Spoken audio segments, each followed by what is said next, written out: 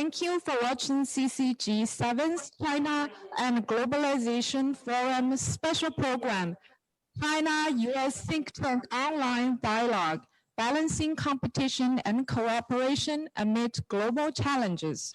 What's next for US-China relations? Presented by the Center for China and Globalization and the Asia Foundation. This special forum feature webinar is hosted by Dr. Wang Huiyao, President of the Center for China and Globalization. Dr. Wang, please. Thank you. Good evening and good morning, depending where you are, and also good afternoon. So thank you for tuning in. We are very honored and pleased to have to host this CCG China-US Think Tank Dialogue, which is a part of our ongoing 7th Annual China and Globalization Forum. And this dialogue was co-organized with Asia Foundation. So CCG China and Globalization Forum is CCG flagship annual forum that we hold once every year. And this year's, actually, we have draw a very large attendance, and actually, since we had this in 2015, this is probably one of the largest. It has been hosted in conjunction with our CCG Council members.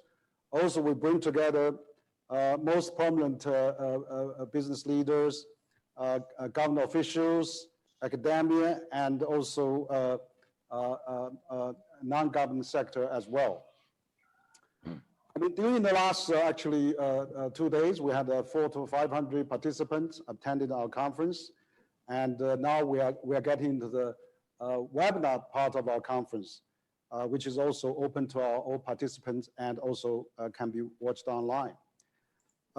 Actually, this pandemic, which is going on, and now China also discovered new cases. So how can we really cope with that is one of the actually issues we talked about. And we had also discussed about global economy, trade, mobility of the people, China-European economic cooperation, global cooperation under China's new development plan, and of course, China's new international communication narrative as well. So on the US part, we're actually having 3 webinars that as our China-US part of the dialogue. And tonight is actually the feature webinar of China-US Think Tank Dialogue, which we joined with 4 distinguished speakers. So today's dialogue actually features the theme of balancing competition and cooperation amongst the global challenges. What's next for the US-China relations? As we all know, last week, the US Deputy Secretary of State, Wendy Sherman, just concluded her first visit for the Biden administration of officials to China.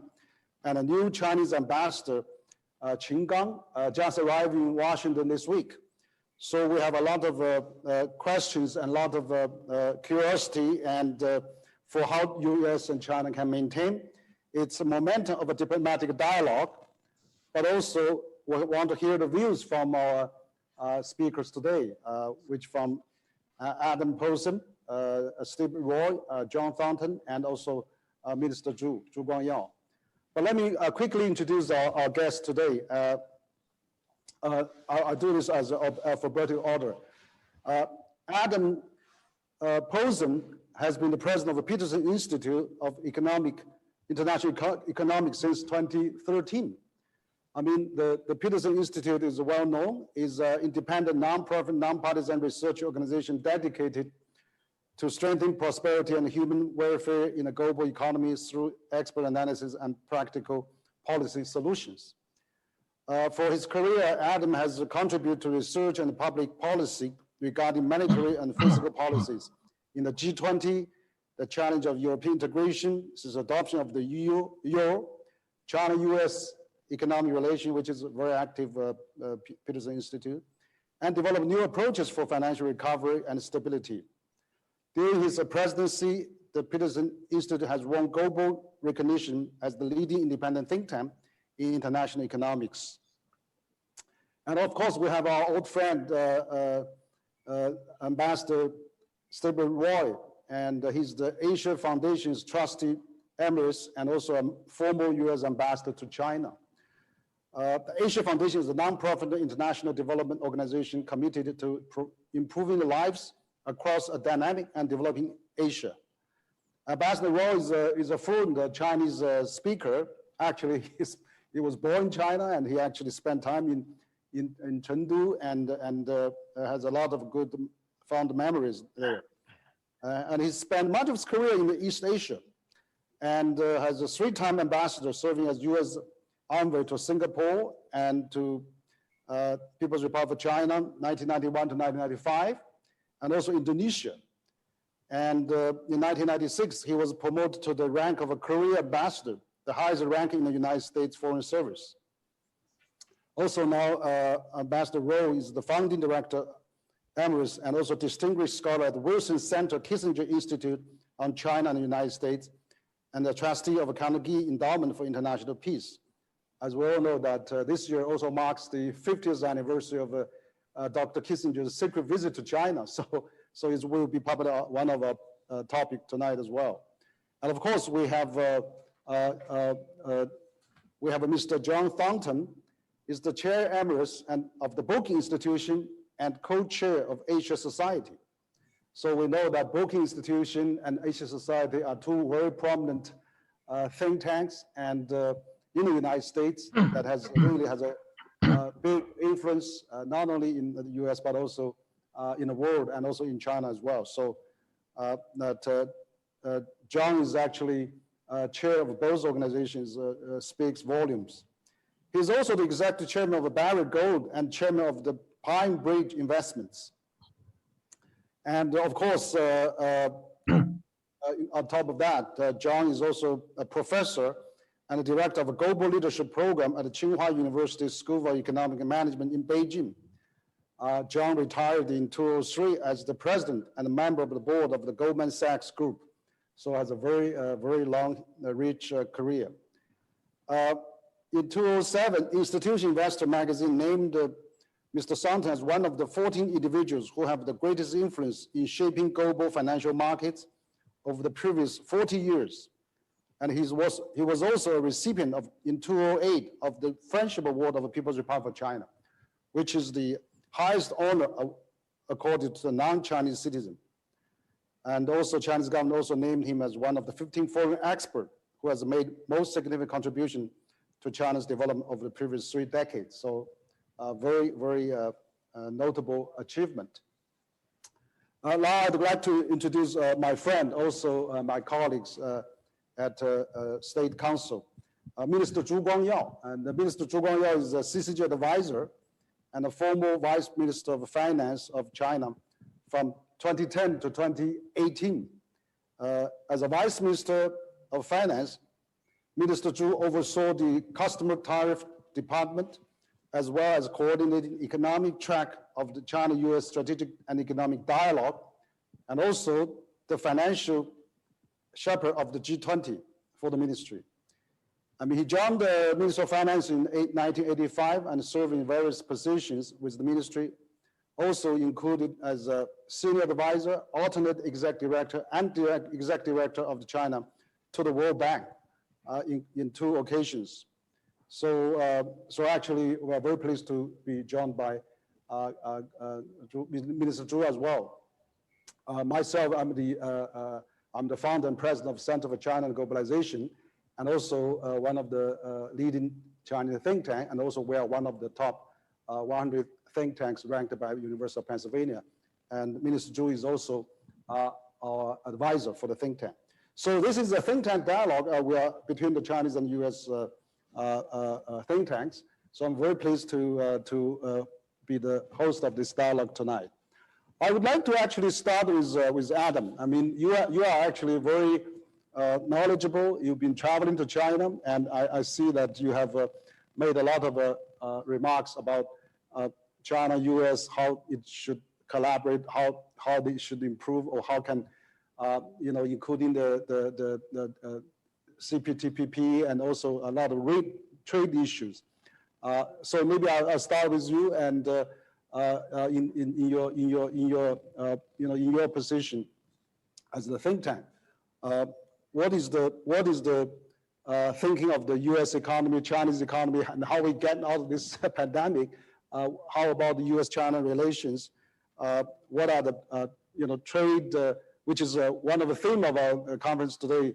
People view that as the biggest promoter for the global future development, as the World Bank chief said here in our conference today. So what do you think? I mean, as you are very savvy in this subject.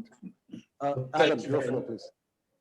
Thank you very much, President Wang, for including me on this distinguished panel, and congratulations to your center for continuing to lead substantive dialogue in China and globally. Obviously, this is a major conference.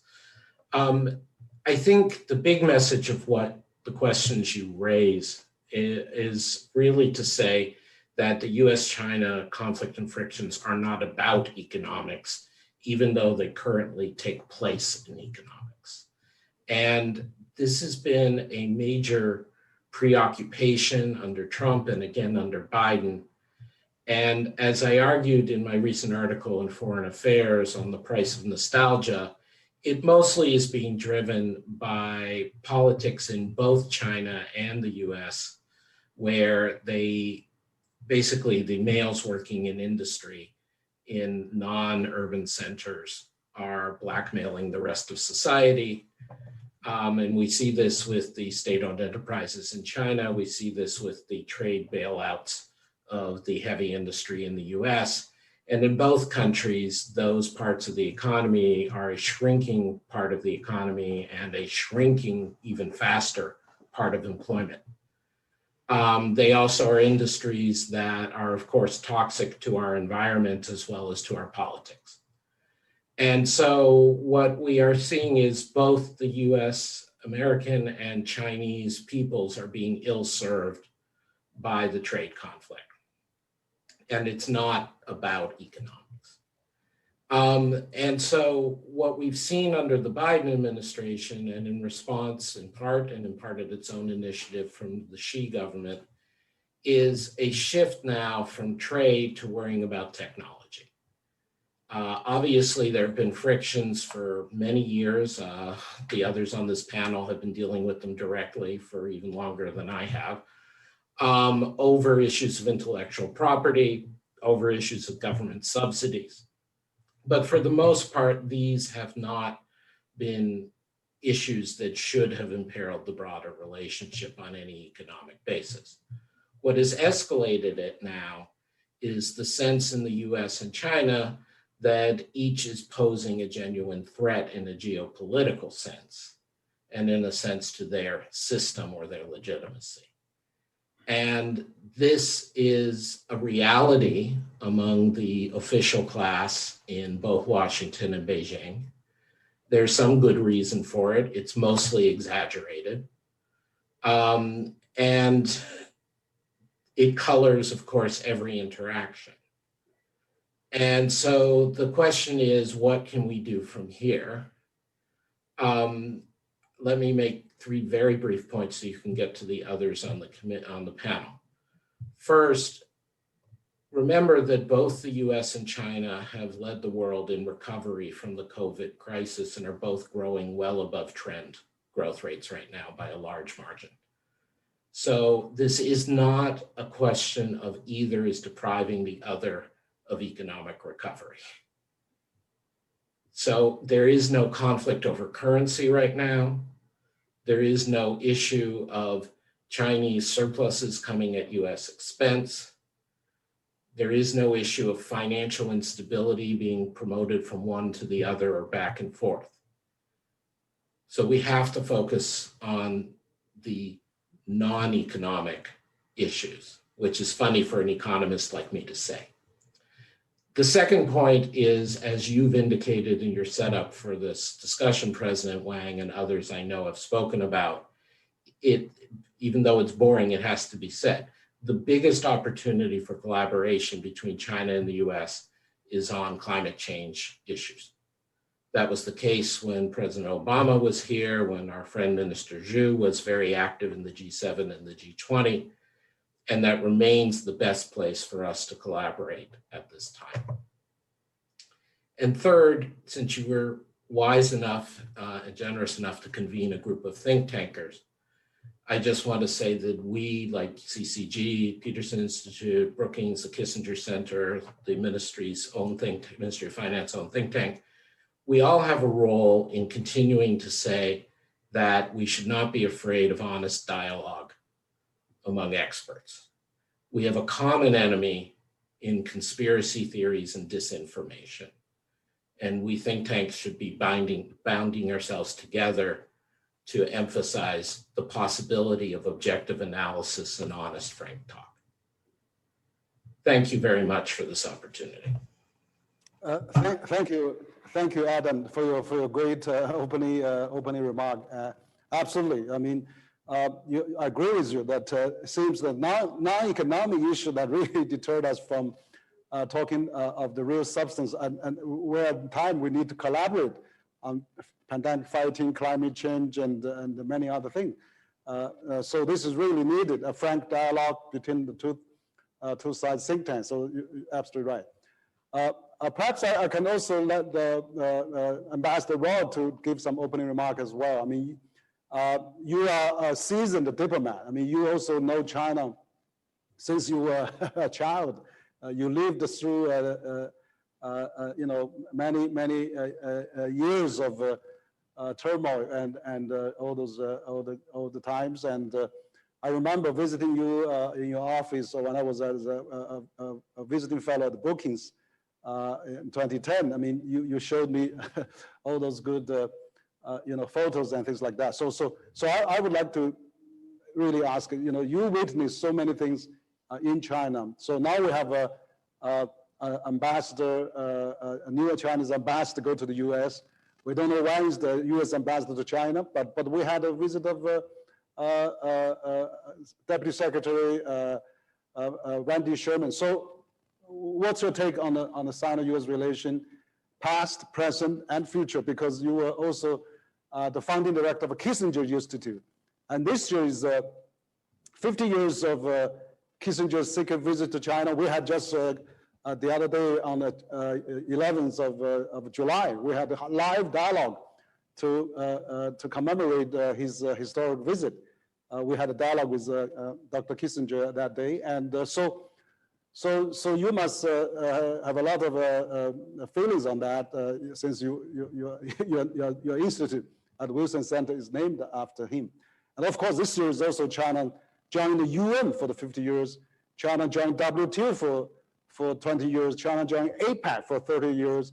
And it's the Cold War ending 30 years. So a lot of things going on, past, present, future. So as a senior, as seasoned as you, I mean, your voice is really, thinking is really much noticed here. So Ambassador Rowe, your turn, please.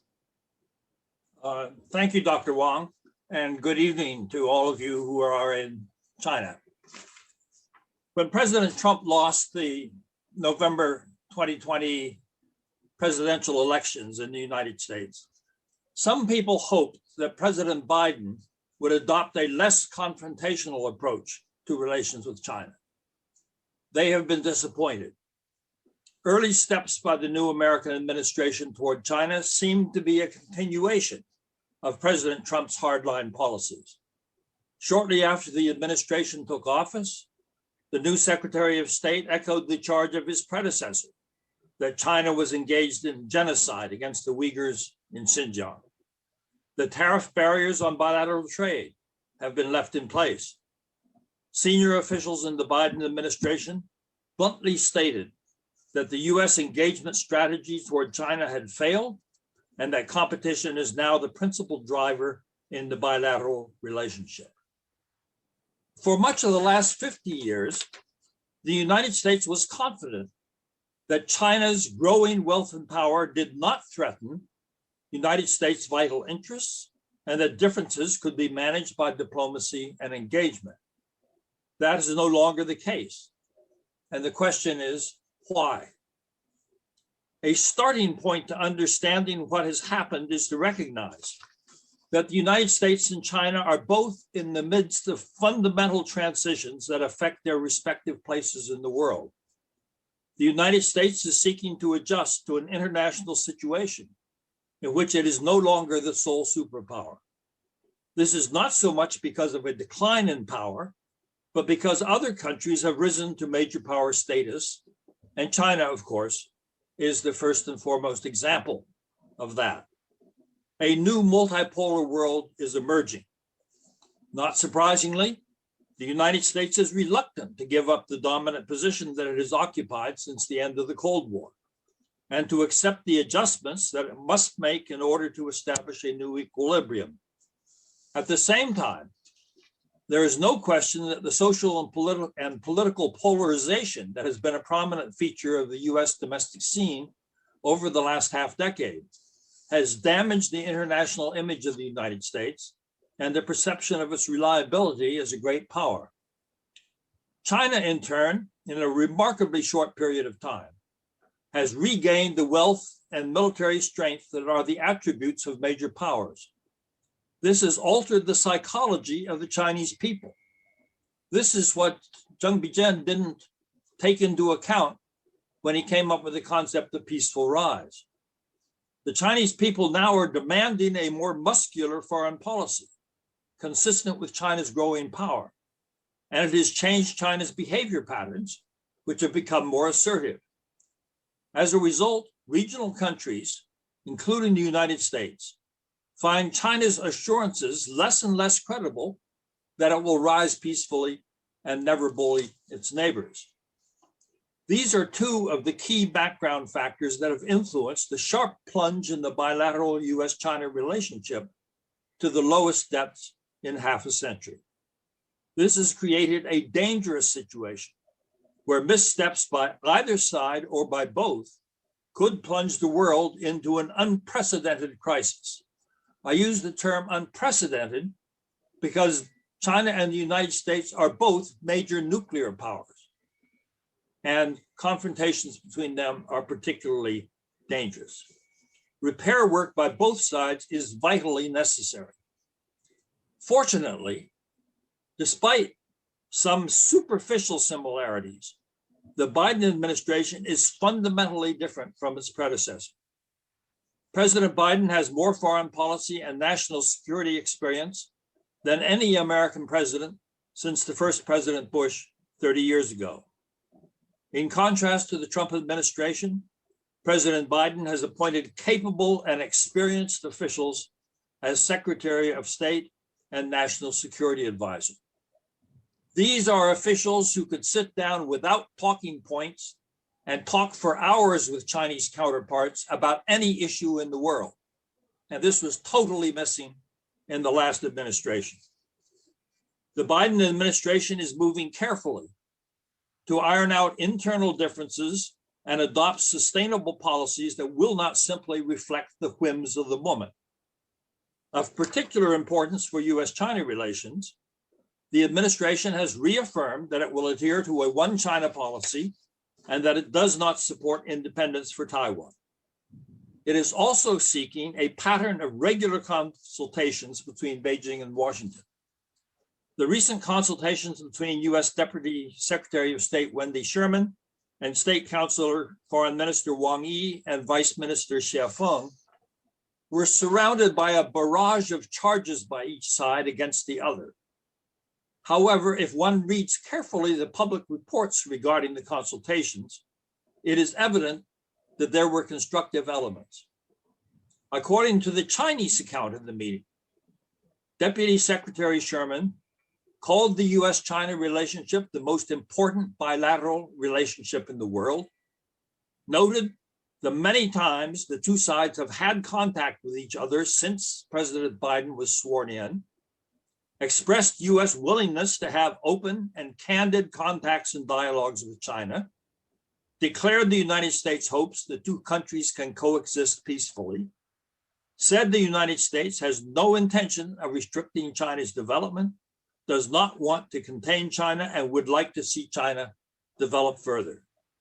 Noted the two sides can engage in healthy competition, cooperate on climate change, drug control, and international and regional hotspots, and strengthen crisis management capacity and avoid conflicts. American accounts of the meetings she had are consistent with the above statements. These are encouraging words that you would not have heard from the previous administration, but the reality is less positive.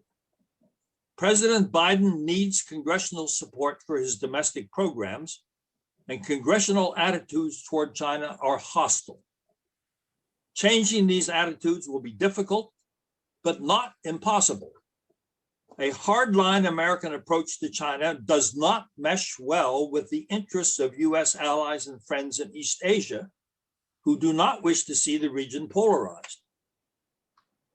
In other words, as the United States tries to work with our friends and allies, it will discover that they do not support a hardline approach to China. And I think that will have an impact over time. But as a first step, it would be useful for both China and the United States to tone down their rhetoric toward each other. Governments have the responsibility not only to formulate wise foreign policies, but to talk in ways that develop public support for those policies. And we are not doing that.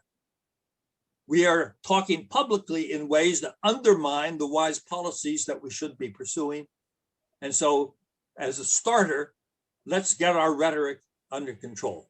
And I hope that we'll have some chance to exchange views about other steps that could be taken. Thank you. Thank you, Ambassador Rao.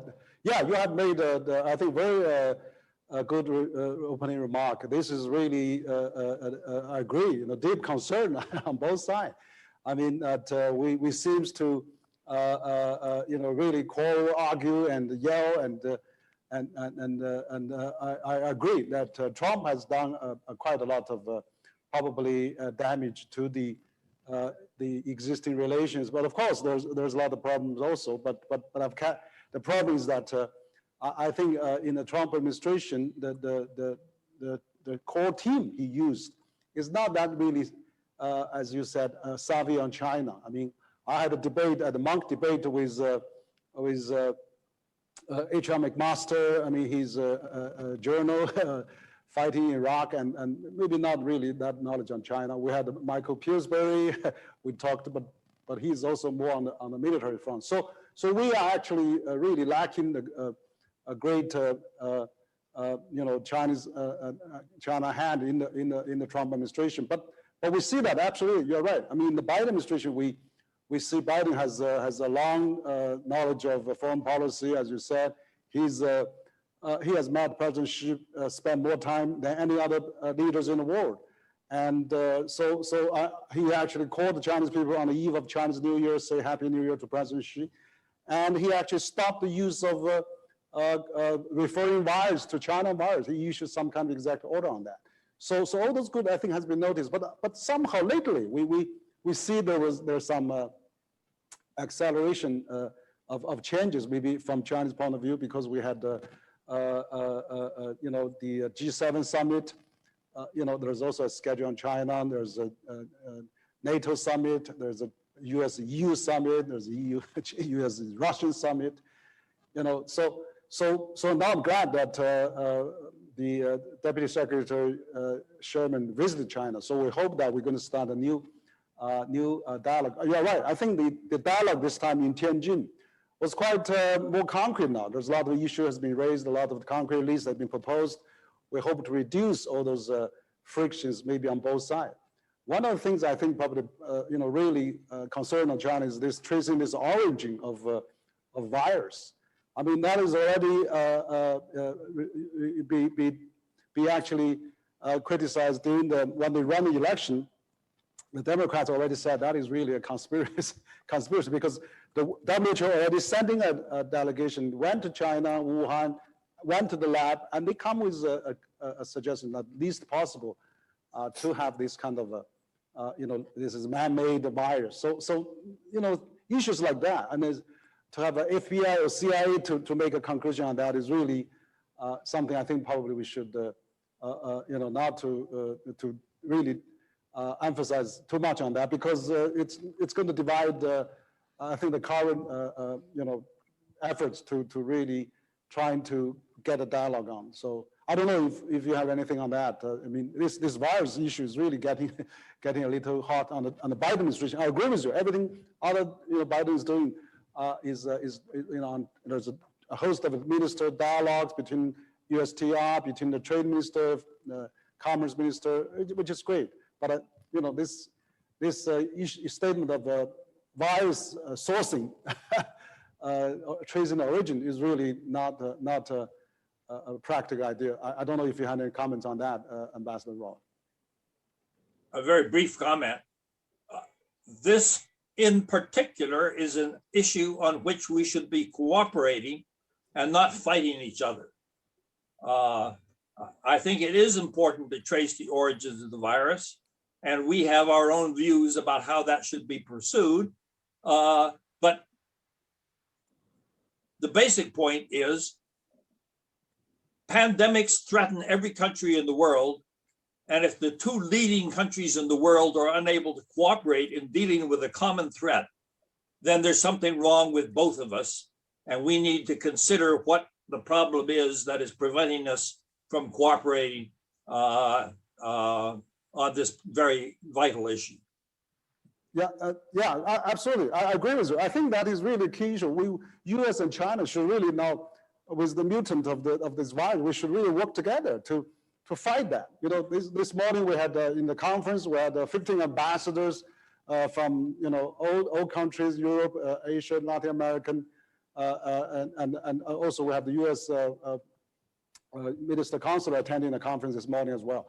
That is really, they all agree that the whole world should act together. We should, making the mobility of the people around the world and have the vaccine passport or certification and find out the ways how we can really make the economic goes around movement, rather than we focus on those tiny, not tiny, but, there's non-urgent issues, because virus happened actually before, also in some cases, maybe even before Wuhan, but let's do it. If we do it, we should do it systematically. Maybe what we really contend about, rather than pinpoint on that as well. No, I think that's probably what we can talk later. But again, I hope we're not, getting into that too much. But I'd like to invite Minister Zhu now. Maybe, after hearing two think tank leaders from the U.S. You are, CCG advisor, and also you are also working the think tank of the Ministry of Finance. So you attended our conference this morning and speaking with other Chinese business leaders and government officials. Also, former Minister of Trade, Minister Chen Deming also spoke.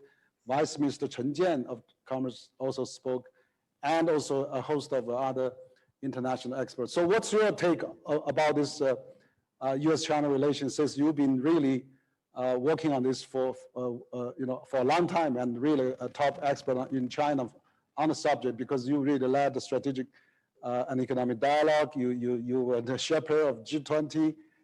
So what's your take on that? Thank you very much. It's my honor to join this distinguished panel, particularly after the President Posen and Ambassador Roy's speech. I think I just try my best to directly discuss and some response for Adam's side and Ambassador Roy's side. Firstly, from the trace origin of virus, I remember in April last year, I had this phone call with Adam regarding how about the China-US cooperation to deal with the challenge of pandemic. That time, Adam suggests the two great countries must be cooperate, must enhance the transparency, and must together within the WHO. That time, US administration, that's attitude to WHO. But Adam, from that time, formally support WHO plays a leading role and emphasize the importance of cooperation between China and the US to deal with the challenge of pandemic. And I remember very clearly, he also suggested us to pay attention to the situation development.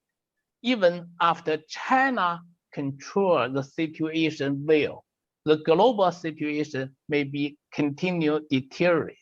And he point 3I issue: India, Iran, and Indonesia. He suggests us to think about if there's a deteriorated situation continually in the world, and particularly 3I country is very difficult.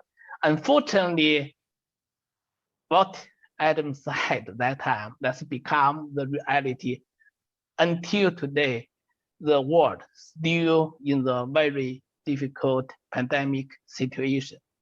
And this is not just a public health risk. It's already become systematic risk in the whole world. Economically, governance issue also deeply be impacted, and really need China, US as two important economies cooperate together. But unfortunately, just as President Posen and Ambassador Roy said, that's China-US relation now is really in the critical juncture. I think that's the big issue is less trust each other. And I think that's Posen side, something beyond the economy. That's indeed, that's the situation. But there's two important countries. We must keep communication and greatly increase understanding each other and try our best restore the trust. I know this is not easy to do, but I still think economic relation is anchor for our relations. Last year, China-US trade volume 580 billion. First half of this year, that's increased more than 50%. That's the total amount. First 6 months of this year, US-China trade already 340 billion. So big pressure politically and other negative impact, including both sides, public opinion negative. And we see the trade still increase. That's a good thing. That's why that's a good thing. That's, I think that's a very deeply integrated economy, made our interest is so close connect. But we should Adam Posen agree with him. That's a trade war, tariff to technology war. That's a very negative impact. How we restore that basic communication now is really important. Just now, Ambassador Roy mentioned the Biden administration team is professional. I agree with that. I deal with many officials now in this team. I understood they are indeed professional. But I must point out some key issues Biden administration should correct immediately, since that is within US interest, including tariff. And just as Secretary Yellen said, that's not US interest. That's damage the benefit of US consumers. But until now, 6 months passed and no any single change. And very key issue beyond tariff, economic side, I think political side, the Ambassador Roy mentioned the genocide issue. That's absolutely wrong. The judgment made by last administration within last 2 weeks in position. and they use this as a reason block import of cotton and tomato produced in Xinjiang. Unfortunately, Secretary of Biden administration, Secretary of State, that's still conform that's previous policy and continually to blame the Xinjiang in genocide to Xinjiang, to Uyghurs. That's absolutely wrong, and that's dangerous for China-US relation. And if let's talk about just as Ambassador Roy said, that's his word is unprecedented risk. I think this one is that's real cause to result in the conflict, because we never think we take action against the terrorists and against international terrorists to be the genocide. So this one we must be use public and private conversation communication to solve. And that's why China welcome the foreigners to visit Xinjiang. And I know that foreigners they want very freely visit. So that's a debate. We should have real professional way to solve this problem. I think that these obstacles we must overcome. We must find real fact to solve this problem. This very key for Chinese principles. Just one case, and I do think such as communication, both sides see very clearly to the point on the table is very useful. As Adam suggests, he suggested three. That's the point. I think that's very, very important.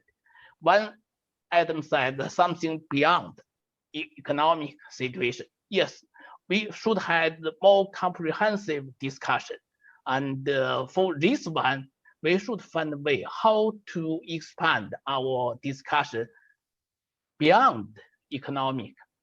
Also, I think that everything will connect with economic relations, because our entrepreneurs need this good environment for their investment in China, or Chinese enterprise investment in US. We should find the way.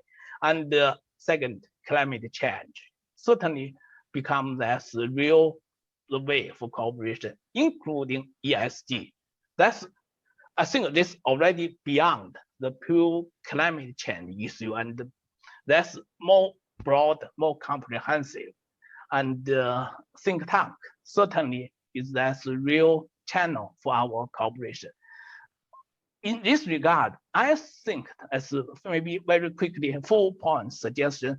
One is we, China, US must find the way to deal with each other's challenge and to develop peaceful coexist, and based on communication, based on understanding each other, and enhance our cooperation to the peaceful coexist.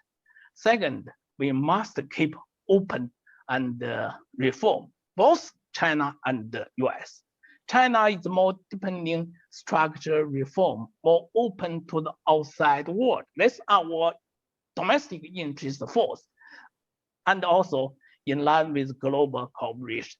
This one, we have many ways, many things can be discussed.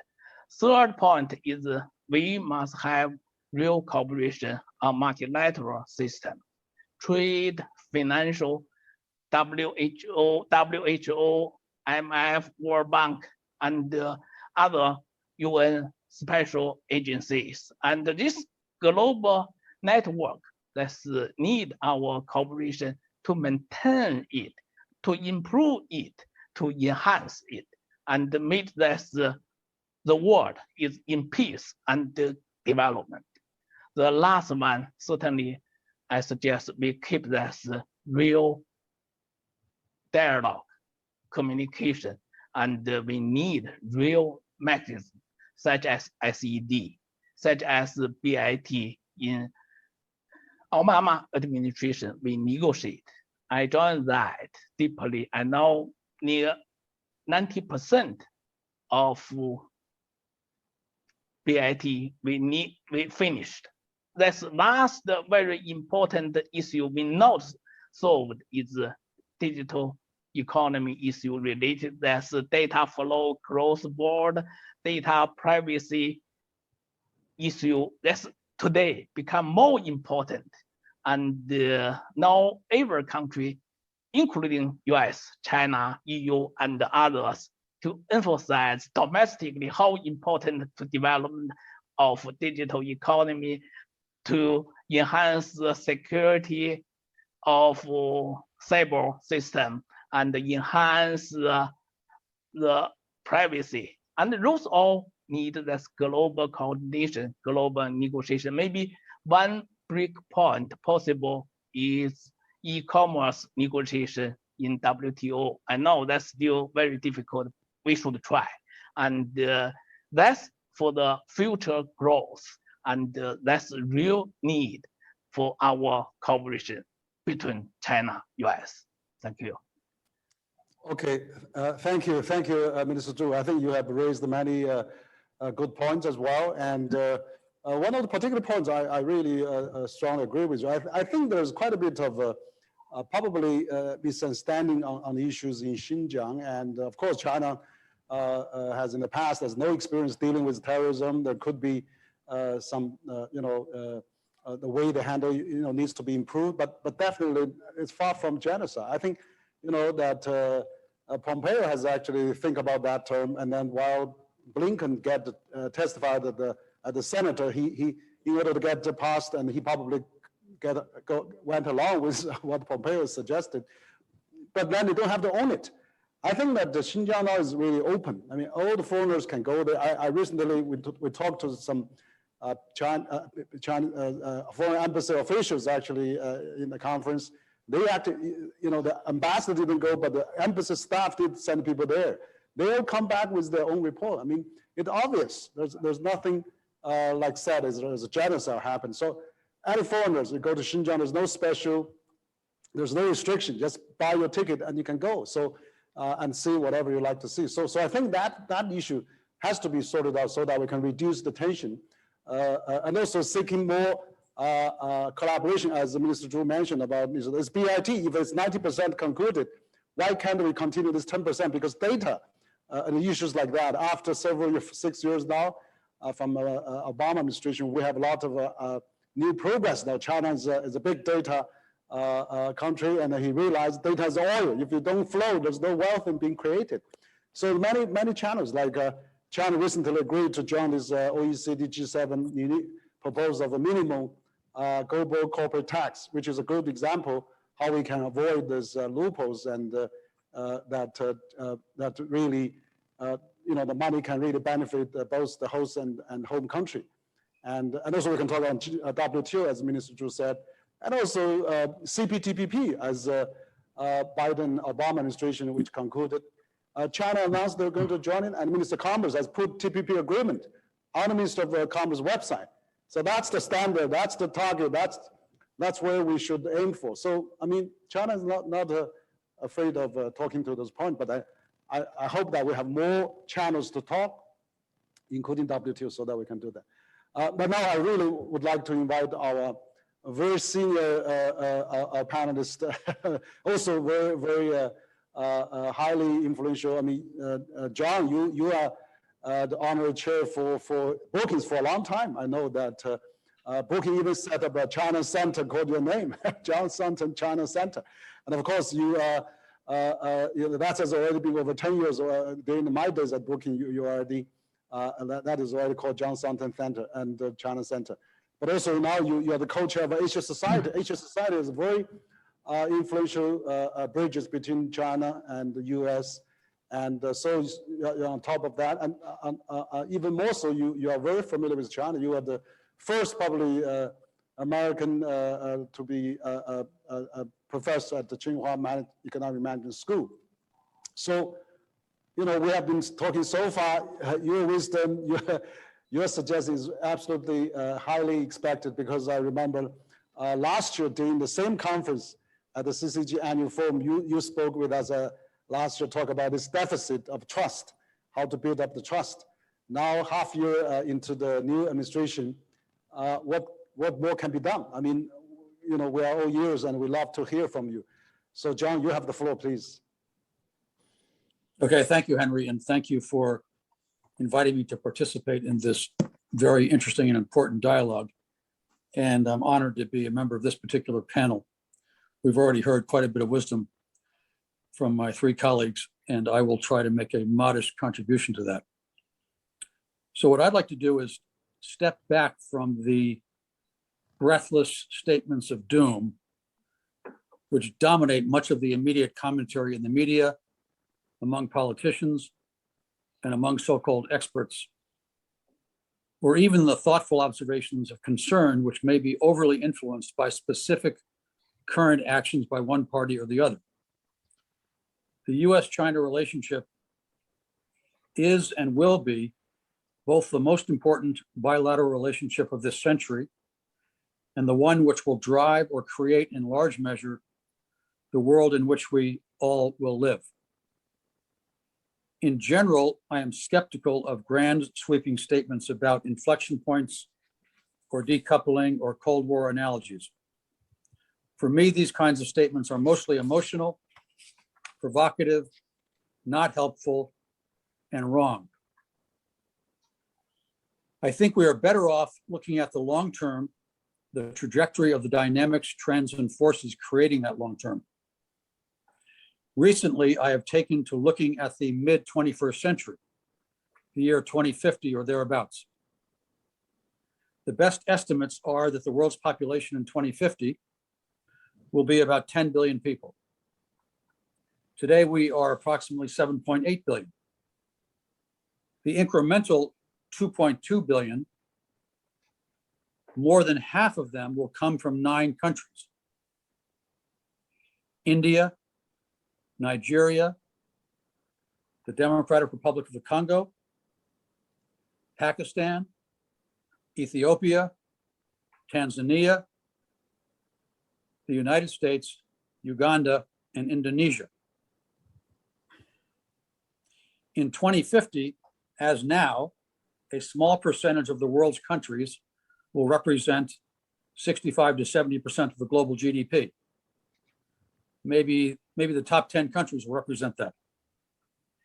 In that world, in which very few countries dominate the global GDP, and in which the incremental 2+ billion people are coming from very poor countries, in that world, does any serious thinking person believe the world would be better off with the rich countries primarily arguing or even fighting amongst themselves, while the rest of the vast percentage of the world remains poor, malnourished, victims of climate change, sources of migration, and disease and poverty? Or do the wealthy, most powerful countries have a responsibility to work together to lead the world to a safer, more prosperous, harmonious place?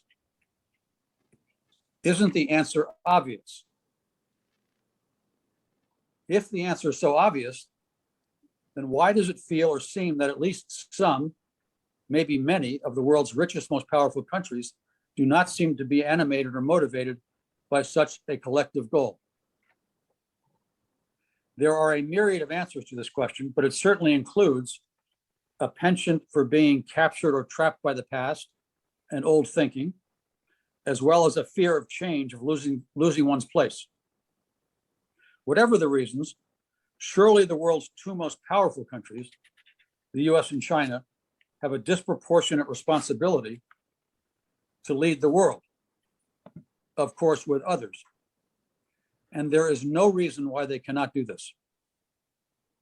In fact, we have a unique asset at this very moment in history, which we have never had before, an extraordinarily powerful asset. The newly elected US President, Joe Biden, has a pre-existing relationship with the Chinese President, Xi Jinping. When Presidents Biden and Xi were vice presidents of their countries, they spent extensive, continuous, informal time with one another. Probably more genuine private time than any two US and Chinese presidents have ever spent with one another.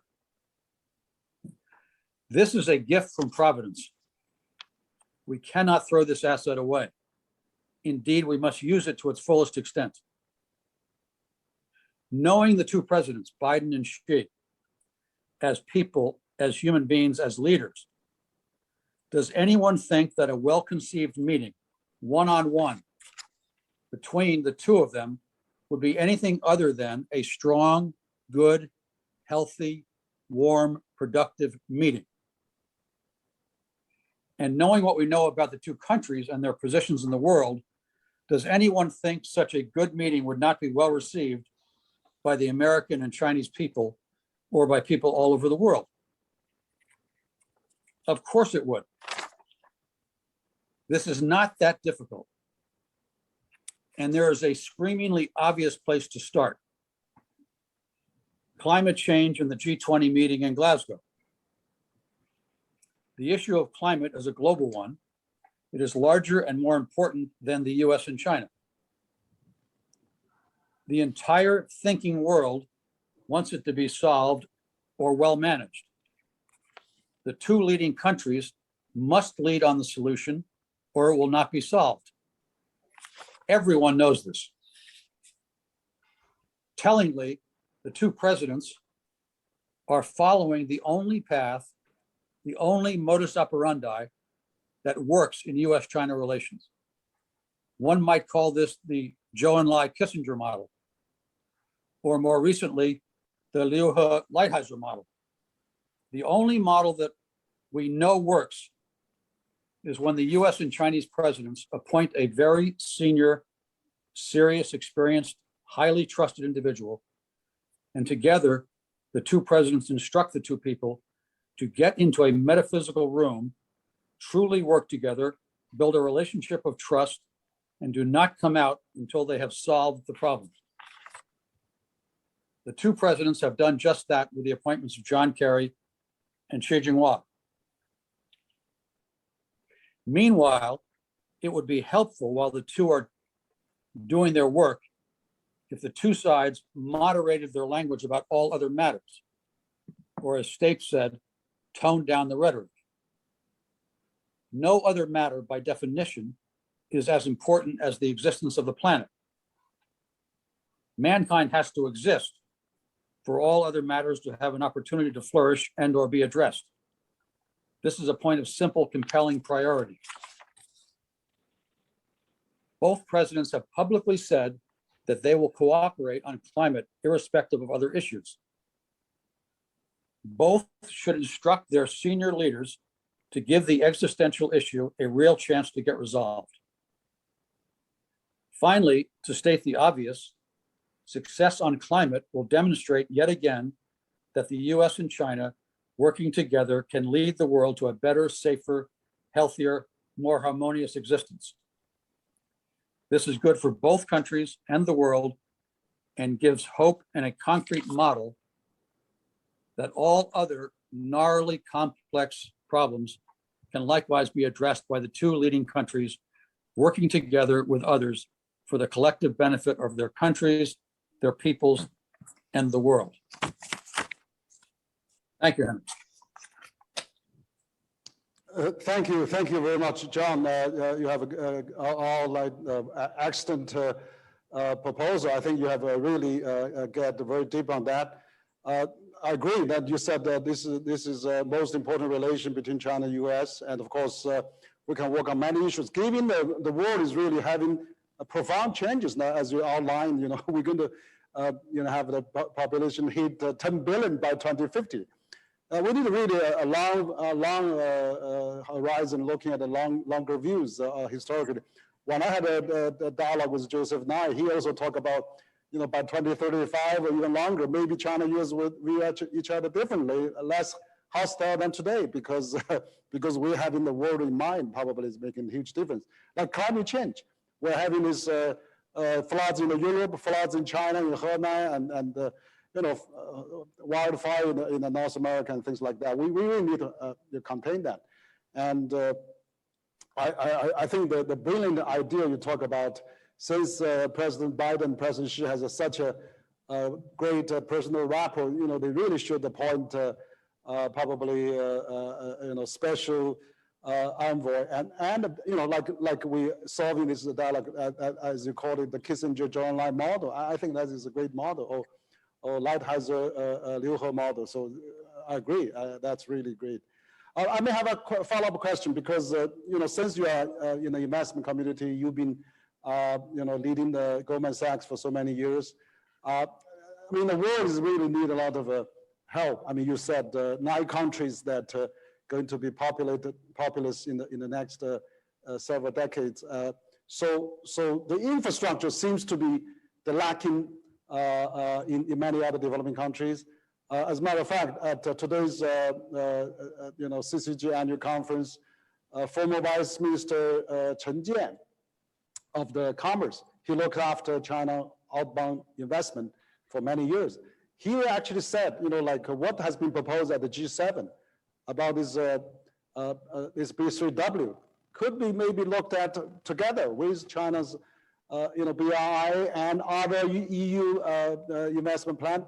The world should work together with some kind of infrastructure plan to look at the future, particularly for the developing countries.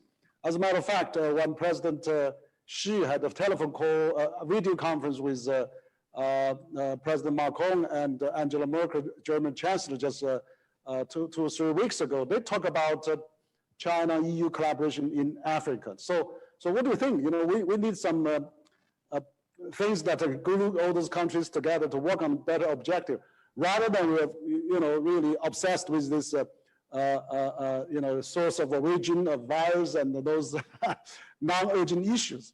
So what do you think? John, please. Well, first of all, I want to remind people that the BRI, when it was first conceived back in 2013, there was a G20 meeting, and President Xi met with a very senior American who was standing in for President Obama, because President Obama was not present.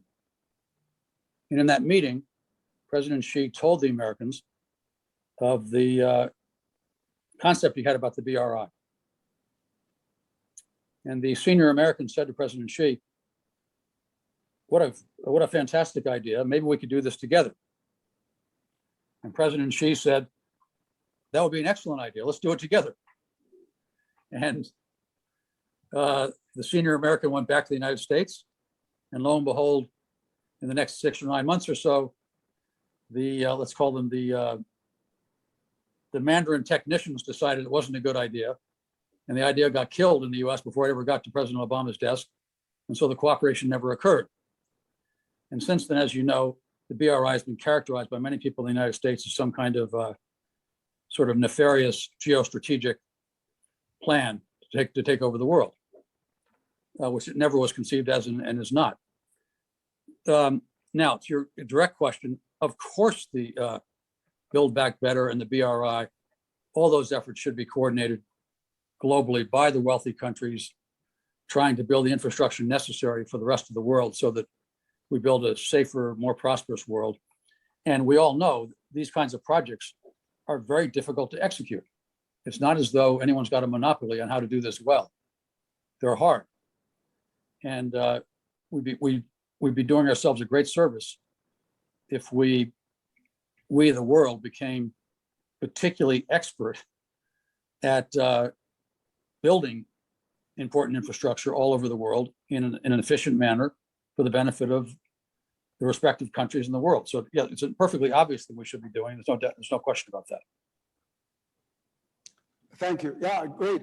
Actually, I heard the same story last last year in February, the Munich Security Conference, CCG hosted a roundtable. We had the former Secretary of State John Kerry as a speaker there, and he actually mentioned that when he met President Xi, he was inviting China to join the Paris Accord, and President Xi also mentioned that invited the U.S. to join Belt and Road. I mean, at that time, John told me that it was really a positive concern, but as you said, the Mandarin somehow lost that into the system that that never materialized. But I think it's time that for the next several decades, maybe China, US, EU, and Japan, and all those countries can work together for the infrastructure revolution that is really transformed China, for example. And also, China has built this AIB, and also US was invited, somehow was lost it. Now the AIB has 104 country members, including all the European countries almost, and just excluding Japan and the US. So I hope that maybe we could upgrade AIB to GIB, to Global Infrastructure Investment Bank, and let US, China, and the EU work together on that. So thank you for your open mind on that. So we had the first round, and now I want to come back to other distinguished panelists. I mean, Adam, I know Peterson Institute has been studying TPP for so many years. You were proposing a lot very well, and so TPP in China, when President Trump withdrew from TPP, CCG is the first think tank in China, proposed that China should join TPP. We actually issued several reports on that. We've been constantly advocate for that. And finally, Premier Li mentioned that last year at the National People's Congress, China is interested. President Xi announced that at the APEC, that China is interested in joining the TPP. And Minister of Commerce now put the TPP agreements on the Minister of Commerce website to show that here are the standards, on all those issues. So since Peterson is a great think tank on the economic issues, particularly you've been studying this TPP for many years. I know that you have many scholars doing that. So what's your take on those issues? If we can talk, under some kind of issues, because TPP involves, data flow, like what Minister Zhu said, used to be an obstacle, and also IPR protection, environment protection, labor standards, or SOE reform, competitive neutrality. Maybe, we could talk about that. Like John said, we should have two sides talk about that. And the US designed the TPP, and why not US come back to TPP and China comes together, and let's talk about all those urgent issues so that we can have push the reform of the WTO, by those regional integration experiment that we already have on the RCEP, on the TPP, and others as well. So Adam, your take, please. Thank you, Henry. So let me pick up on what you were just saying and what my friend Guangyao, Minister Zhu, was saying about reform.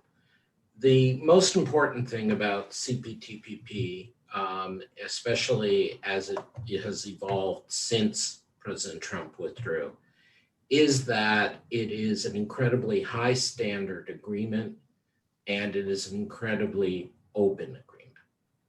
In other words, when Peterson Institute, as you say, has been proudly doing work on economic agreements on free trade areas, particularly in Asia, for decades. And long ago, there was a debate between my predecessor, Fred Bergston, and the distinguished Columbia economist, Jagdish Bhagwati, about trade blocks, stumbling blocks versus building blocks. And the basic message that we took, that I've altered slightly, is that you can have regional agreements be useful if they genuinely open things up and if they genuinely encourage reform and high standards in the countries that are members. And if you are not biasing them by political factors. And so I'm going to go out on a bit of an unusual limb here and say, for the time being, it would be good if CPTPP continues to succeed and grow without either China or the US being involved. I think in the current context where a number of people in both Chinese and American governments are looking to line up various developing countries around the world, including but not solely in East and South Asia, as being on one side or the other. And this relates to what Professor Thornton was saying about the Belt and Road Initiative and how that goes. I think it was very good to have a live, high standard, open entity that is neither Chinese nor the US, and that offers a way forward without asking people to commit to one side or another in some sense. And we can see this in the extension of CPTPP potentially to the UK and to Korea. In both cases, this would send an important message to the rest of the world that you can have high standard commerce on the issues you raised, including labor rights, environmental standards, data privacy, state subsidies, and so on. All the things that the Obama administration and former USTR Mike Froman, but also importantly, the Japanese, Singaporean, Australian, New Zealand governments argued for. And have that be a standard that then puts pressure on both the US and China to raise their own games. And this, I think, it goes with something I wrote, it's almost a year ago now, where I encouraged the Australians and the Japanese to pursue what I call principled plurilateralism. That is, that they should be willing to engage in these plurilateral deals, but they have to be based on quality and standards. And I think this will disappoint some people in both Beijing and Washington, particularly in Washington, where the arguments for CPTPP initially and the claims to bring it back to Washington are all about aligning the trading system against China, or having a bloc that puts pressure on China, but by exclusion. I also think that it's preferable to go this route by having a independent, strong CPTPP that's not dominated by China or US, because frankly, we know that once trade agreements are made, you have issues of enforcement. And China and the US would probably make as conditions of their accession changes to the TPP or changes to enforcement. It will not be entirely reliable. We've seen this in the way the US has repeatedly renegotiated USMCA and Korea-US trade agreement. We've seen this in other ways in China's deals. And whereas if we keep it open to everyone but China and the US without saying so, CPTPP is big enough that anybody who accedes, including say Korea or the UK, would have to accede, would have to be an accession country. Now, my friend Guangyao mentions the importance of multilateral institutions, and obviously the WTO is lurking in the background here. I think there are completely ways of keeping this compatible with the WTO, but the kind of plurilateral deals of the willing are necessary to keep moving reform forward. We cannot have India and Brazil blocking all progress on trade. The final point, sorry, I should put in one footnote and one final point. Thank you for your indulgence. The footnote is, this is my own view. We are a center of work on CPTPP and on trade integration in Asia. My colleague Jeff Schott recently wrote telling Japan that they need to get the US back into CPTPP. So this is not a Peterson Institute position. This is my own. Close footnote.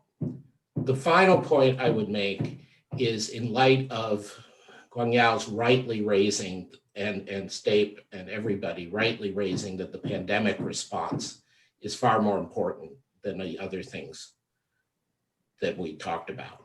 And I chose not to talk about that because, Henry, I was trying to be responsive directly to your question. And I don't want to give the impression I've changed my mind since Mr. Zhu and I spoke a year and a half ago. This is still the critical thing. But what that means is, as seen in the latest IMF release, which came out, I think, overnight, that the world is incredibly divided, with the poor countries being excluded from vaccine distribution. and likely to have very long-lasting suffering economically and socially. As you said, I think, or it was you or John said rightly, this isn't just about public health. This has implications that are much more long-lasting. I think a China and or US included CPTPP would reinforce the message that the rich countries or the countries already integrated can get on with their business and ignore what happens in the rest of the world.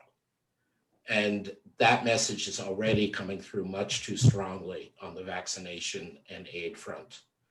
And so at this time, I would much rather see China and the US put their efforts into being helpful there than into CPTPP. I want Japan, Australia, Singapore, Canada, all the members of CPTPP to move forward, but not China, US. Good. So which I think you mean that let CPP run for a while, let us really experiment out that. But what about the WTO? I mean that the ministerial meeting of WTO is coming up this year, and we have already the new DJ being approved by the US is running office already quite a few months. So what do you think of the prospect of WTO reform? We have those multilateral meetings on digital economy, on trade liberation and the facilitations and investment facilitation as well. And so what about that? It seems that now quickly G7, US and OECD proposed this corporate minimum tax internationally. China joined that, 130 countries agree with that. So anything we can really, talk on each other and agree on, and G20 can really, turn efforts to fighting pandemic. Also addressing those economic issues. Yeah, so just quickly, I think on the WTO, as again, with so many things, the rhetoric has outstripped the reality. All the talk about WTO reform and WTO dysfunction, especially in Washington, is exaggerated and unjustified. I think the frustrations with the trade rounds, the large scale trade rounds are real, and there are some tweaks to be had to the appellate body. But the new Director General, Ngozi Okonjo-Iweala, who I admire greatly, I think has come in with the right attitude, which is don't try to fix everything at once. Don't get caught up in procedures. Try to get deliverables. Show the world that the WTO can deliver things that matter to people. And so she is rightly focusing on trade issues having to deal with the pandemic, with fisheries, with direct, limited appellate body reforms. I think this is the right way to go. There are too many things. You just rattled off a huge list, Henry. There are too many things to be done. What's important is that the WTO leadership gets the membership in time for the end of this year's ministerial to make meaningful progress on 2 or 3 of these issues, one of which is pandemic. And otherwise, it doesn't matter which of the issues. You just need to demonstrate that the WTO can do something useful. And I think if we go off onto too many directions at once, it's not going to be helpful.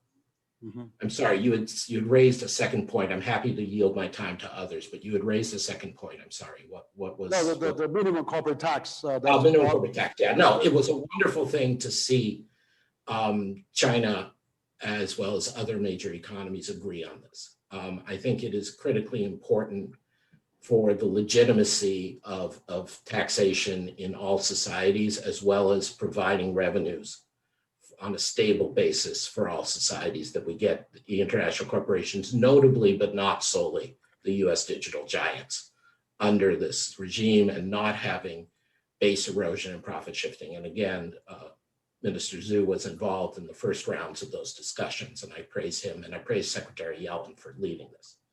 My fear, speaking frankly, is that this may be a League of Nations repeat moment. John warned us against excessive analogies, so I hope he'll forgive me, but that you have a progressive Democrat, in this case, American leadership that gets agreement on something at the global level, comes back and finds a isolationist Republican US Senate prevents it from being enacted. And then the world has to go forward somehow without the US participating. And this, I think, could be disastrous if the US Congress does not take up what the US Treasury Secretary rightly negotiated on behalf of the US and the world.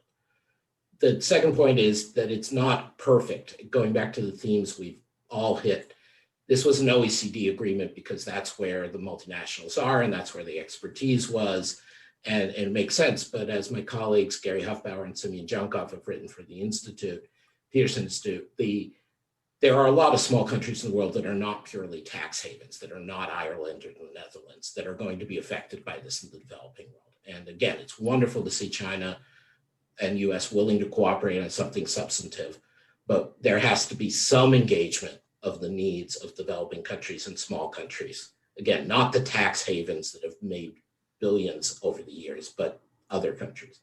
So it's not a done deal.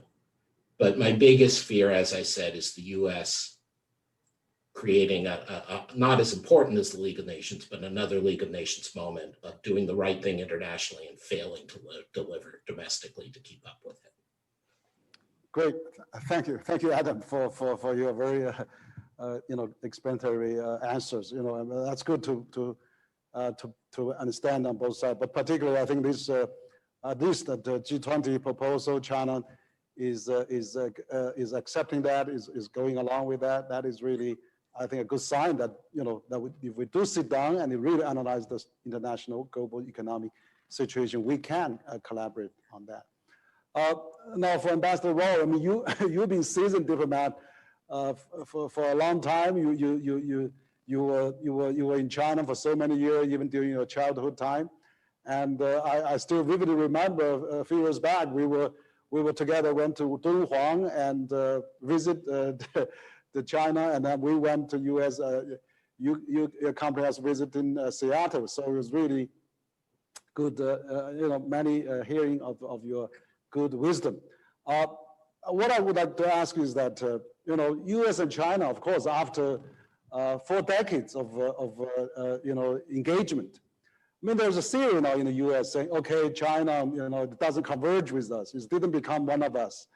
But you see, China has a 5,000 years history. You probably know very well. And then its civilization, not really interrupted that often. And so China really working on its own model. I attended the previous ambassador of US, Terry Breinstein, farewell reception, and he actually said at that conference, at the reception, said the success of China basically he attributes to 3 factors. First is hardworking diligence. He felt that people are still working very hard here. Second is the education. Chinese family attaches great importance to the education. And thirdly, he was talking about is the family value.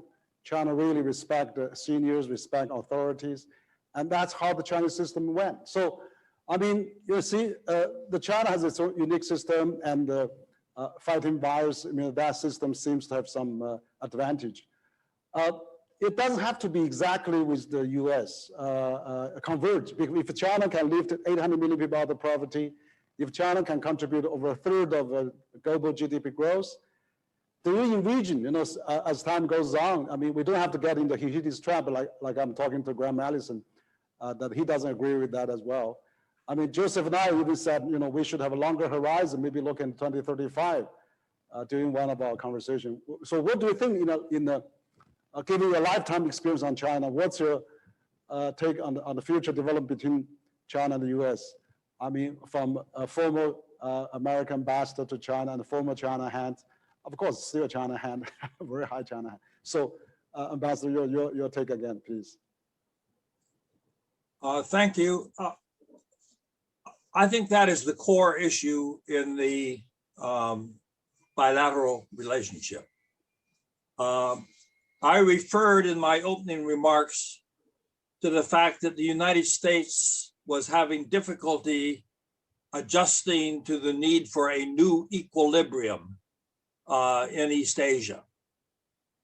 And I think that's a real problem for us, because if you read American speeches and writings on the subject, we still have many people who think that dominance in air and naval power, for example, is necessary for the United States.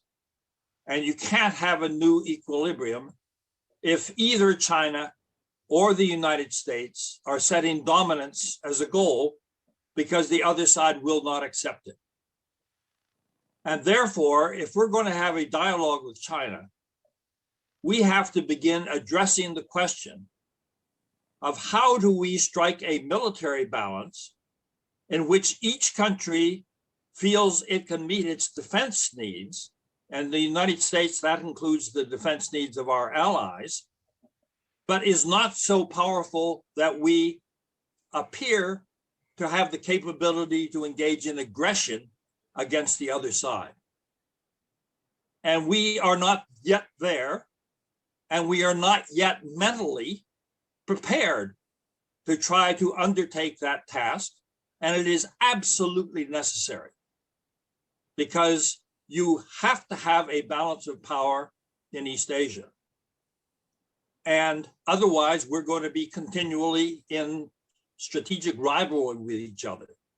And that's one reason why I think it is absolutely wrong to think that our dominant factor has to be strategic rivalry. Because strategic rivalry always focuses on the military component, and that ends up generating an endless arms race in which resources are diverted away from economic development into military development. Now here, I think the United States has to stop thinking in terms of dominance. And I think the Biden administration was wrong by introducing this concept of dealing with China from a position of strength. Anybody would understand that China would never accept that as a basis for the United States to deal with China. And the same term cropped up during the Cold War when I worked on Soviet affairs. The Soviets were very sensitive to the idea of the United States dealing with them from a position of strength. But China is making an enormous mistake by not defining its defense needs strictly in terms of China's defense requirements. But now China has linked its defense needs to its international status as a great power. At the 18th Party Congress in 2012, the first part of the military portion of the work report talked about China needing a powerful military commensurate with its international standing and appropriate for its defense and development needs. And at the 19th Party Congress, China talks about requiring a world-class military power. Well, if China has a world-class military power when it has no global military responsibilities, China has no allies outside of the, beyond its immediate periphery, in which it has to size its military to meet those requirements. So when Americans look at China, we don't see any ceiling on terms of where China wants to develop its military power. And in my opinion, China has to rethink how it is talking about its military requirements. Because if every country tries to develop military capables in terms of their international status, what size military does Japan need? What size military does India need, et cetera? It's the wrong way of looking at the issue. Military requirements should be linked to your defense requirements, and the United States and China need to be thinking in terms of, as President Xi himself has said, a Pacific in which China and the United States can both function together. He said the Pacific is large enough for both China and the United States.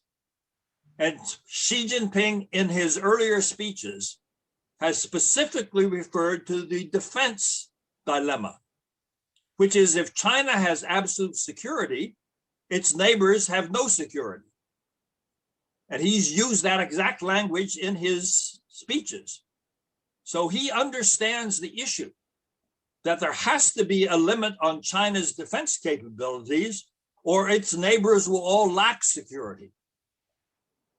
And this is an area where the United States and China, sooner or later, and the sooner the better, need to start engaging in a dialogue to see if there is a possibility for a strategic equilibrium in East Asia that is compatible with the national interests of both sides. And that means that our national interests also have to be defined in a way that doesn't exclude that possibility. So I think there is enormous scope for China and the United States to stop looking at the world in terms of their own domestic driving factors and to understand that they have to look at the external circumstances in the world in an objective way, and then formulate foreign policies that are compatible with the international circumstances in which they have to operate, and gain the domestic support for that approach. The United States is not yet doing that. For example, if we look at East Asia, where all of the countries of East Asia have more trade with China than with the United States, it is clear that if we ask Asian countries to choose between China and the United States, they are not going to want to do so because they have very important interests with China. And so we have to understand that. And our foreign policy approach to China and the way we talk about China must not be put in ways that require countries to choose between the good United States with our democratic system and the bad China with its authoritarian system. That's the wrong way to formulate our foreign policy concepts. And China, as I've already illustrated, in my judgment, is making the same mistakes. It's talking about needing global military power because of its status as a great power. And when China, going back to the 19th century, talked about the need for China to regain wealth and power, the power would no longer be the subject of aggression by stronger countries. It was a defensive concept, not an aggressive concept. And that has been lost now because China is talking about powerful military are needed because of its international standing. So this is an area where I think both of our countries need to do a lot more serious thinking. Okay, thank you, Ambassador Raw. I think you illustrate quite well. I think both countries should not really using ideology or the old mentality to measure the 21st century reality. So absolutely, that we need a new thinking, a new narrative for that. I think you're probably I think right in terms of talking that we should not really dominant, seeking dominance on each other. That's absolutely correct. And China has really also said in many times that historically China never colonized any place or sent a soldier anywhere. So what actually China is, in our observation is that when they build up some military, it seems to be the defensive purpose. I mean, you see there's lots of exercise along South China Sea or Taiwan Strait, and China really probably catch up and defend that. But one fact is that the U.S. military budget is equal to the next 10 countries combined, whereas China building the speed railway, total length of that is equal to the next country combined.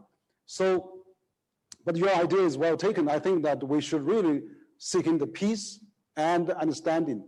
And so I think we really need a lot of dialogue on that.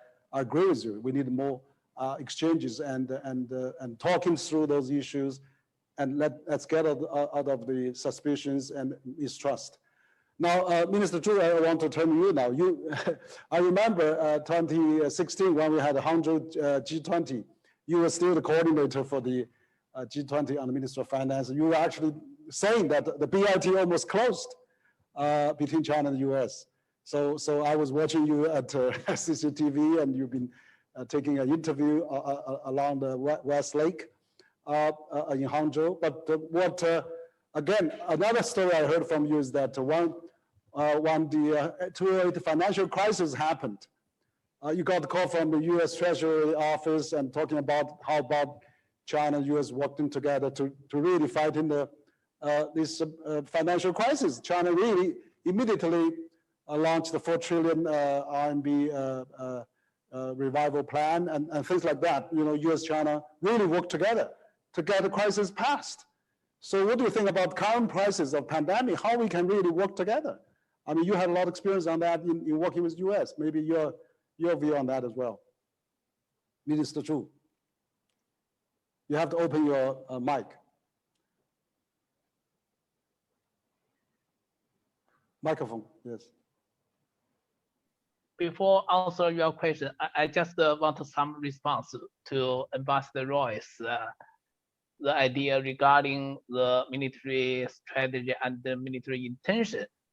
And to be honest, in the modern history, China suffered a lot of invasion from foreign countries, and the Chinese people very deeply understand that's how suffered by outside press, and that's I think that's the people's willing China become very strong country, and however for strategy and the real situation, when China talk about our core interests, that's 3 points.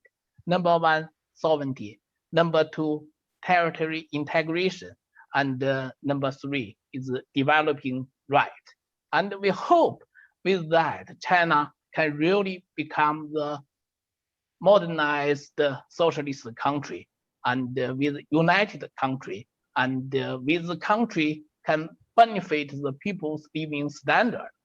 I think for those one, we can have very frank communication to deepening understanding. So I think that's between China and the US to really understand each other's intention become very important, particularly at this time. Now, question about Huiyao you raised regarding this 2016 G20 meeting and the PIIE between China and the US. Yes, that's indeed. That's under strong leadership by President Xi Jinping and President Obama. Before G20 Hangzhou summit, Chinese team and the US team worked very, very hard. And that time, US team, the leader is Mike Furman, the trade representative. He did a lot of work, keep the very close communication with the China team, with Chinese team, nearly every day, and maybe one day 3 or 4 times, and both on very hard work with strong leadership by 2 presidents. Yes, indeed, that's we can say openly that time to the Chinese media and the foreign media, the treaty between China, US on PIIE, the nearly complete 90%. And we also understand some key challenge, digital economy, particularly data privacy, data cross-board moving. And we just want more hard work can follow. Unfortunately, after that, everybody knows that's US administration change and even the abundance of TPP. So that's delay the continue negotiation. And another case, indeed, that's in 2008. That's I remember that's October of 2008. That's the international financial crisis. I really, in the very early morning, 3 a.m., received the phone call from my counterpart in US Treasury. She want immediately around the meeting between Secretary Treasury Hank Posen with his Chinese counterpart to talk about possible upgrade G20 format from finance minister and the central bank governor to the leaders. Yes, we did that after 3-4 hours. I think that's 10 a.m. Beijing, 10 a.m. Beijing time. We really had that phone call. And following, that's real first G20 summit, November in Washington, D.C., chaired by President Bush and the Chinese president who joined that meeting. That's a very successful meeting and paved the way for next the G20 meeting in London to build up real firework for IMF. $1 trillion be gathered through that meeting to really strong deal with the challenge of international financial crisis. That's real demonstrate how strong position of China-US cooperation, how positive impact of that cooperation to the world. Thank you. Thank you, Mr. Zhu. So that kind of cooperation in fighting the global financial crisis, I mean, we should really draw lessons on that. About 12 years ago, 30 years ago, that we can really using that spirit between China and US to fight the current pandemic as well. So you have provided very good examples of how we work together for the sake of the global prosperity. Now, my staff is telling me there's about 500,000 people watching us online currently in China and elsewhere globally. And so we had a very good discussion. I'd like to, in this second round of discussion, ask John to comment, because I know that you've been a professor at the Tsinghua University Economic and Management School for many years. You have taught a lot of Chinese students. You basically, serving as a honorary chair for both Brookings institution for many years, over a decade, and also now a few years with Asian Society in the US. You travel frequently. I mean, there's an issue about student exchanges between China and US, because I know that I heard from the Charter Fair of US Embassy here, that US Embassy now is issuing 1,000 visa a day, and by the time of summer, they're going to issue 200,000 visas for students going to the United States. But but again, looking at the numbers, there's refusal rate as well. There's about 2 or 3% of refusal rate on that. So how do you think about this people-to-people exchange, business exchange, tourism, cultural exchange, and of course, think tank exchanges that really, during this special time, that we can really promote that on both sides, and how we can really relieve this, work out this travel ban, because now, the virus is recognized by the WHO, but not recognized by US and China on each other, not recognized by EU and China. So, I mean, we probably have to live with virus for a long time, but then if we don't really have international currency of mobility, to government work together, we may suffer that. I mean, already you are the expert on so many areas. So also on the other general comments, I'd like to hear you, John, again. Thanks. Thank you. I can be succinct on this point. I think to state the obvious, the ties between the US or the American people and the Chinese people, to me, are absolutely essential to getting the relationship where it needs to be. And I'm hopeful that the younger people who have a vested interest in the long-term future of their countries and the world will be forces for good in the relationship. In one way of thinking about China, for example, you think about the 400 million, roughly 400 million millennials, and how they have grown up and how they think about the future, and how the Chinese leadership has been and needs to be responsive to that group. And the same thing is true in the United States. That the ties between those groups are absolutely central to forward progress. And I'm pleased to see that the Biden administration, this is one area where they are moving quickly to rectify the previous policies of the policy of the previous administration to open back up again to people-to-people exchange.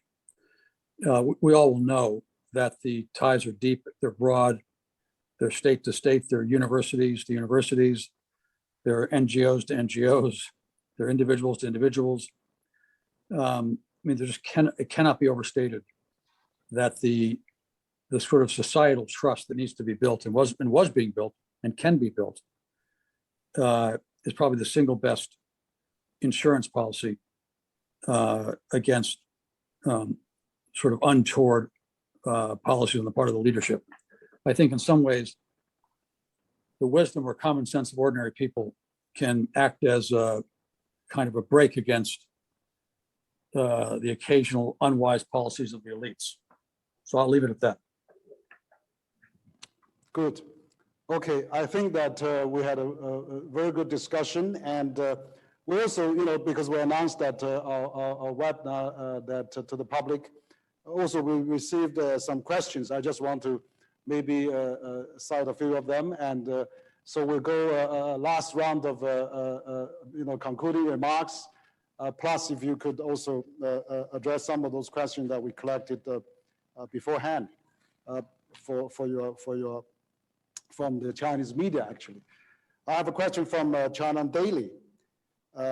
Basically, he said the U.S. administration made the rounds pushing for a leak hypothesis, while actually the virus could be happened not only just China but elsewhere. And should we pursue this at the same time with all the other sources, or just focusing on China? So this is just one question. And then China News Service also have a question that this year marks the 50th anniversary of Dr. Kissinger's visit to China. And also as the July 9 commemoration, Dr. Kissinger mentioned that the US-China relationship is critical today than 1971. So is there any chance that two sides will somehow break the ice again 50 years later? And on the occasion of its 50th anniversary, what's your vision of the future development of China-US relations? There's another news question from the Red Star News in China also. Is that on the July 28, which is just 2 days ago, that Qin Gang, the new Chinese ambassador to the United States, arrived in the United States and delivered a speech. He mentioned that 50 years ago, Dr. Kissinger visited China secretly and knocked on the doors of China. The door to Sino-US relation has been opened, and it will not be closed. What do you think about Qin Gang's remarks on that? And also the Beijing News also has a question. He said that on the eve of Chinese Lunar New Year, President Xi Jinping and also President Biden had a phone call, and also US and China had high-level talks at Alaska, recently in Tianjin. And how would you comment on the future government-to-government exchanges between China and the US? And so what about the prospect of President Xi and President Biden meeting at the G20 summit? What do you think about that? So those are the, a few questions we selected from the media that when we announced our webinar. So maybe we have our final rounds of concluding remarks, and maybe you can pick up the question you want to address, but also any further thoughts on this balancing competition and cooperation, because Secretary Blinken said it's competition, even fierce competition, cooperation, and confrontation. So, but we don't need a confrontation. What's your take? Maybe we'll start with Adam again as our goes this third round. Adam, please. It's been such a rich discussion, and you gave me plenty of opportunity to speak, so I'm not sure I have much to add. All I would say is that as we're trying to balance competition and cooperation, the key point for both countries, or at least both economies, is to allow for some openness and allow the businesses and the people and the scholars to cooperate, even if the governments choose to compete. And we know from history, including the McCarthy era and the parts of the Cold War in the US, and obviously from very tragic periods under Mao, that when societies close down, they create their own corruption and their own abuse of power, as well as having obviously economic and human costs.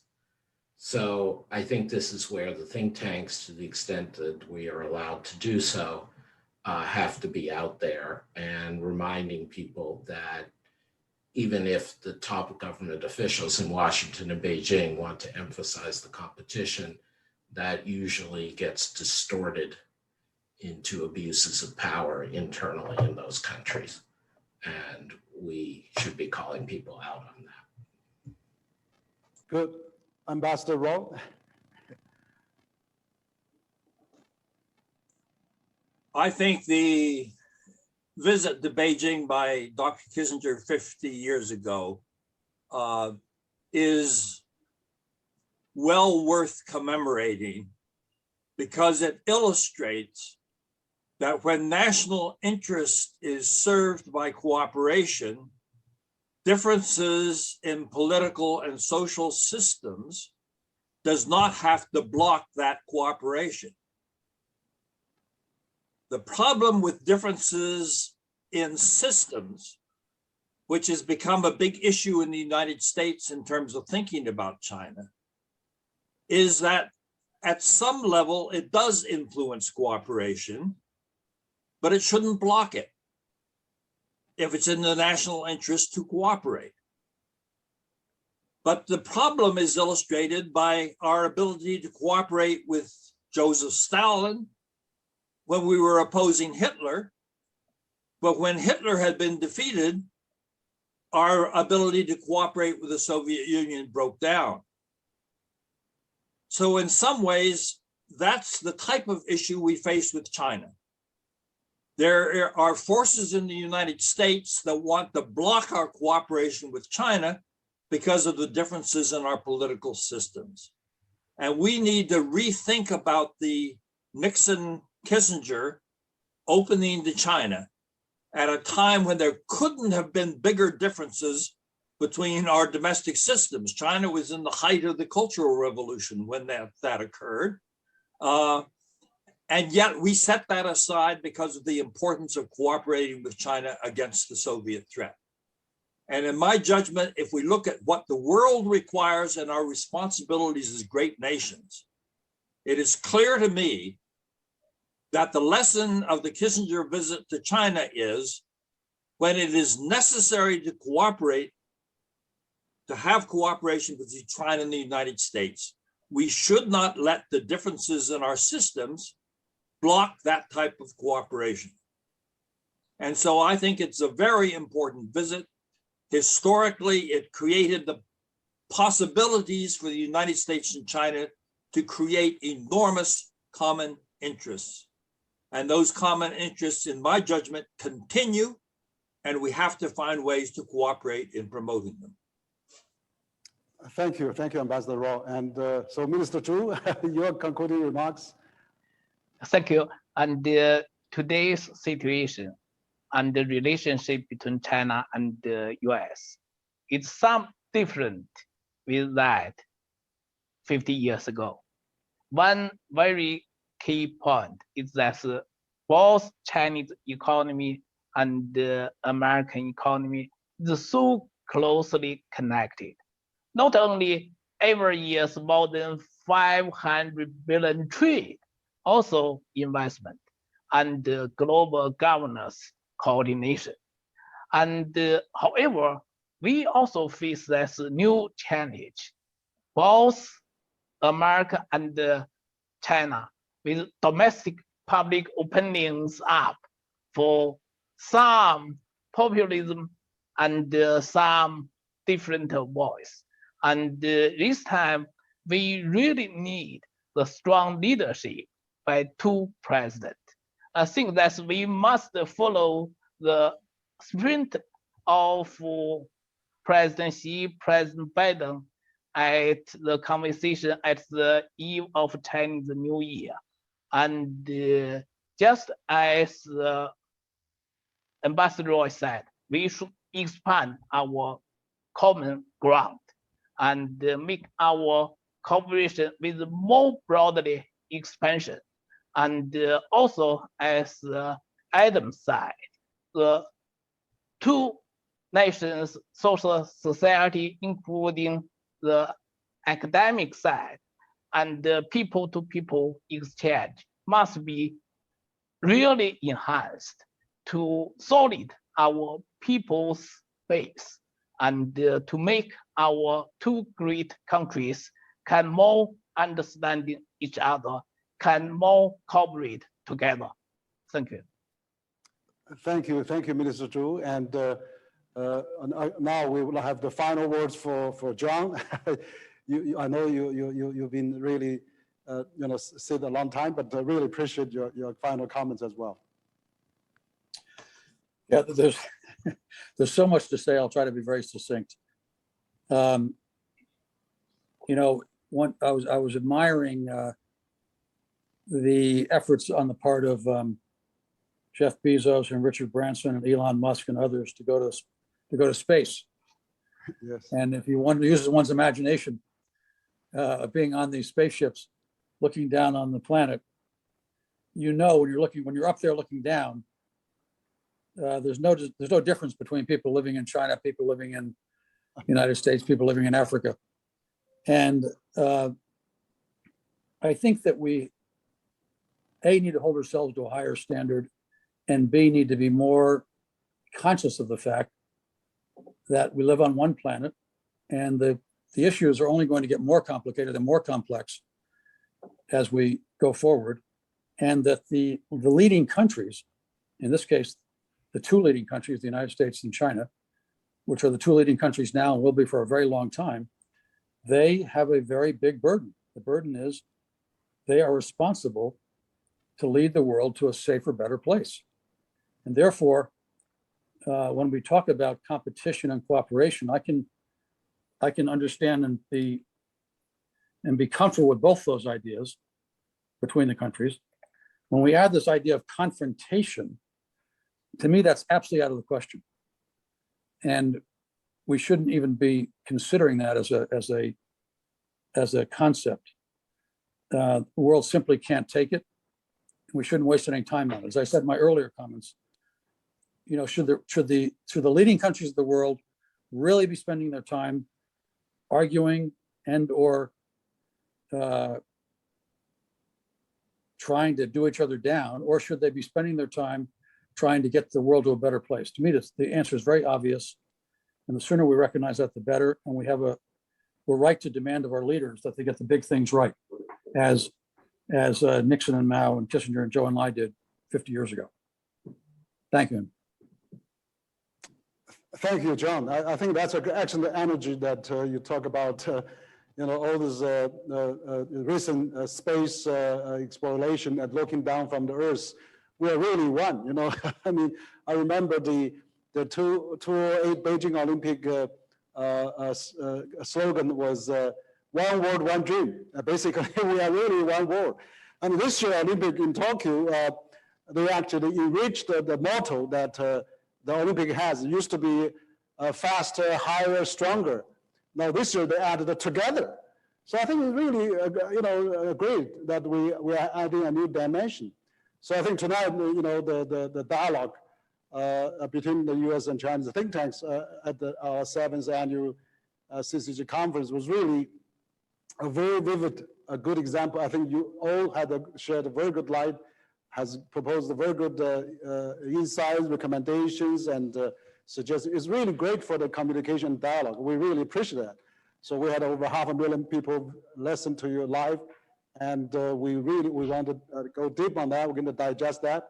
We covered many ground from economic, social, international relations, geopoliticals.